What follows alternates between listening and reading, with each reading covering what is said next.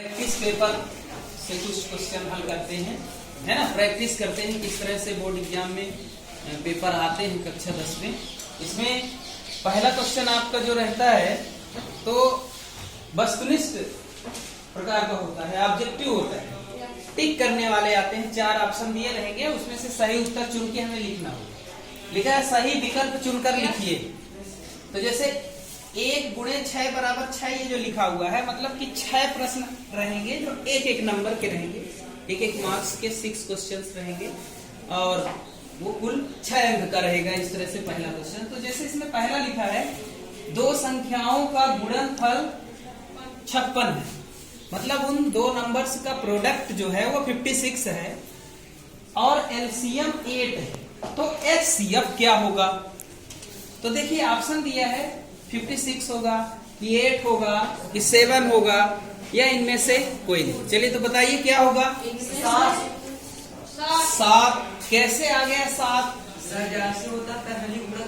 Yes, बहुत अच्छे बहुत अच्छे। यद्यपि इसको आपको सॉल्व नहीं करना है, लेकिन रफ वर्क में आपको पता है ये कि एक फार्मूला होता है कि पहली संख्या यानी first number into second number, दोनों नंबर्स का मल्टीप्लाई इज इक्वल टू होगा दोनों का एलसीएम इंटू दोनों का एचसीएफ। ये फार्मूला आप लोग पढ़ चुके हो ना। yes, sir.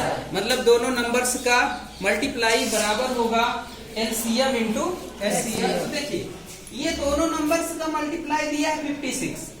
क्या दिया है 56। तो दोनों का मल्टीप्लाई दिया है 56, 56 है गुणा दोनों का, और एलसीएम दिया है 8। कितना गिवन है एलसीएम 8 और एचसीएफ नहीं पता है, एचसीएफ पता करना है। कितना है 7। तो अब आपको स्पष्ट दिख रहा कि 7 आएगा। yes, कैसे, ये 8 जो इधर इंटू में है इधर डिवाइड में आएगा, तो 56/8 ये किसकी वैल्यू आ गई, एचसीएफ की वैल्यू आ गई। किसकी आ गई एचसीएफ। इससे डिवाइड कर दीजिए, कितना आ गया 7 आ गया। एचसीएफ ये सही आंसर क्या है, थर्ड नंबर 7 आ गया। एचसीएफ कितना आ गया 7। इस तरह से कोई भी क्वेश्चन इसमें बदल के आए तो हम लोग मल्टीप्लाई की वैल्यू रख देंगे, दोनों फर्स्ट नंबर और सेकंड नंबर का गुणनफल और फिर एलसीएम और एचसीएफ। अच्छा, इसमें ऐसा भी हो सकता है कि यहाँ चेंज कर दे, मान लीजिए बदल दे, कह दे एचसीएफ, है ना, इसको हम लोग चेंज करते हैं। ठीक है, मान लीजिए इसमें चेंज करता है, कहता है एचसीएफ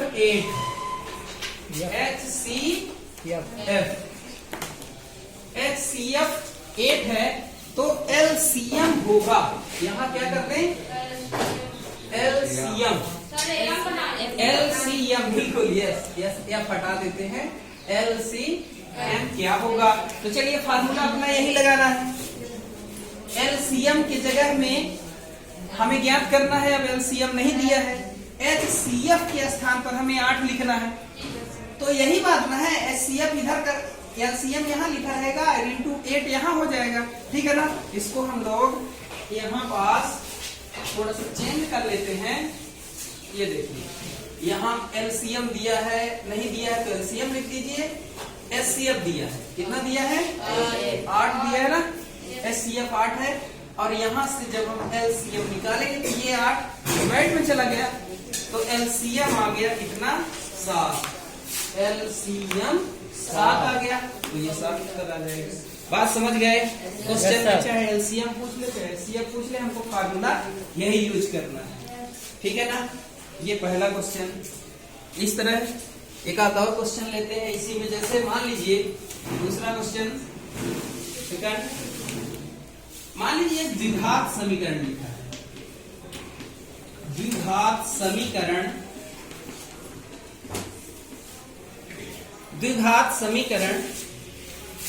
ax² + bx + c = 0। एक क्वाड्रेटिक इक्वेशन लिखा हुआ है, 2 घात का समीकरण, क्वाड्रेटिक इक्वेशन।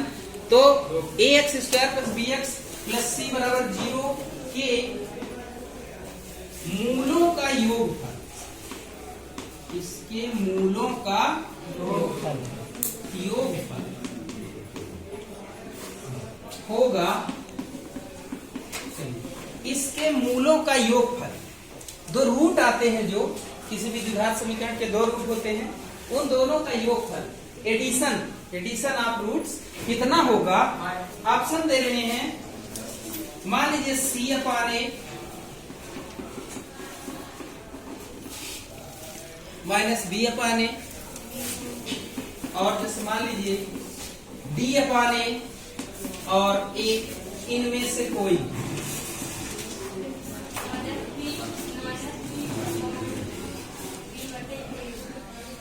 इनमें से कोई नहीं, नन ऑफ द अबव। तो C/A होगा कि माइनस B/A होगा? क्या होगा? बहुत अच्छे, कौन सा होगा? Yes, minus B/A। ये द्विघात समीकरण ax² + bx + c = 0 के मूलों का योगफल होता है ना। मान लीजिए अगर यहाँ गुणनफल होता, मान लीजिए क्वेश्चन चेंज करना है इस तरह, यहाँ क्या कर देगा? गुणन, मूलों का गुणनफल, प्रोडक्ट, दोनों रूट जो है उनका प्रोडक्ट क्या होगा? तब कौन सा आंसर होगा? यस, गुणनफल क्या होता है? C/A। तब ये आंसर नहीं होगा, तब ये आंसर हो जाएगा C/A। मूलों का गुणनफल पता है कितना होता है? C/A। चलिए इसी में हम और क्वेश्चन करते हैं, ठीक है।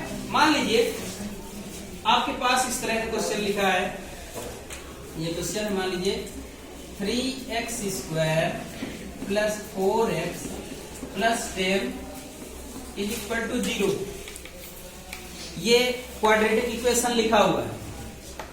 क्या लिखा है? ये वर्ग समीकरण लिखा हुआ है, दो भाग का। इसके मूलों का योगफल आप बताइए कितना है? अल्फा प्लस बीटा जो डिनोट करते हो, माइनस B/A। क्या आएगा इस समीकरण में? -4/3। यस, -4/3। और लोग क्यों नहीं बोल रहे हैं? नहीं समझ में आ रहा, मतलब -4/3 होगा। क्यों? ये फार्मूला आप पढ़ चुके हो कि माइनस B/A होता है योगफल। तो B मतलब x का मल्टीपल जो है ना, ये सॉरी x का जो गुणांक है, x का गुणांक है। तो x का गुणांक कितना है? 4। x का गुणांक कितना है? 4 है। तो B को यहाँ 4 लिख रहे हैं, और ये जो a होता है अपान, ये होता है x² का गुणांक। कोफिशिएंट किसका? कोफिशिएंट x² का। a है तो अपान में a होना चाहिए, तो यहाँ x² का 3 है तो अपान में 3 आएगा, ठीक है ना। और x का कोफिशिएंट 4 है तो यहाँ क्या आएगा? 4 आएगा। समझ गए? -4/3 आएगा, ठीक। मान लीजिए इसी क्वेश्चन में अगर यहाँ पास माइनस लगा हुआ, यहाँ क्या होता? माइनस। तब मूलों का योगफल कितना आता? 4/3। क्योंकि एक माइनस अपने फार्मूले में होता है, और एक -4 की वैल्यू हम लोग लिखते, तो ये कितना आ जाता? 4/3, मतलब प्लस में आ जाता। आपको ध्यान रखना है कि अगर यहाँ माइनस लगा है तो मूलों का योगफल प्लस में आ जाएगा, और अगर यहाँ प्लस लगा तो मूलों का योगफल किस में आएगा? माइनस में आएगा। कंफर्म? Yes sir. आप इसी में गुणनफल बता दीजिए। 10/3 अल्फा इंटू बीटा गुणनफल C/A होता है ना? Yes sir. कितना होता है? C मतलब लास्ट वाला अक्षर पर, लास्ट वाला अक्षर पर। तो C कितना है? 10 है ना? Yes sir. अपान 3 A है 3, तो 10/3 हो गया, ठीक है ना।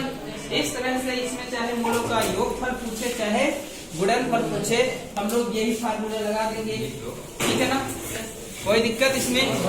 ठीक है ना, ठीक।